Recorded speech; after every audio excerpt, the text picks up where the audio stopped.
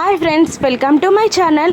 Gautam ready అవుతూ ఉండగా అహల్య గుడికి వెళ్ళడానికి రెడీ అయి నిల్చుంటుంది. హాల్లో అర్జున్ ప్రసాద్ పేపర్ చదువుతూ ఉంటాడు. మరోవైపు కాశ్మీర్లో ఇంద్ర ఫ్రెండ్ అయిన మురళి సామాన్ అంతా ఇంద్ర ఇంటికి చేర్చడానికి ఐటమ్స్ అన్నీ బ్యాగ్లో సర్దుతూ ఉంటాడు. అప్పుడు మరొక ఫ్రెండ్ వచ్చి, ఏంట్రా మురళి, ఎక్కడికి వెళ్తున్నావు? ఇంద్ర సామాన్ అంతా ఎందుకు తీస్తున్నావు అని అతను అడుగుతుండగా మురళి ఇలా అంటుంటాడు, ఇంద్ర చనిపోయాక ఈ సామాన్ అంతా ఇక్కడే ఉండిపోయిందిరా.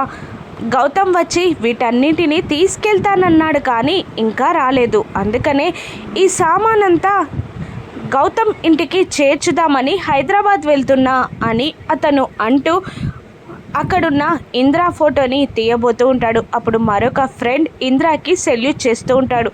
ఆ ఇంద్ర ఫోటోని బ్యాగ్లో పెట్టి బ్యాగ్ని భుజానికి వేసుకొని హైదరాబాద్కి బయలుదేరుతాడు మురళి.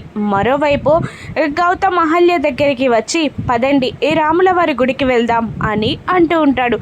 హాల్లో అర్జున్ ప్రసాద్ కూర్చొని ఉంటాడు. ఆ మురళి అర్జున్ ఇంటికి ఏ టైంలో చేరుతాడు? మురళిని గౌతమ్ ఆపగలడా? ఇంద్ర చనిపోయిన విషయం అర్జున్ ప్రసాద్కి తెలుస్తుందా? రాను ఎపిసోడ్స్లో చూద్దాం. Thank you for watching.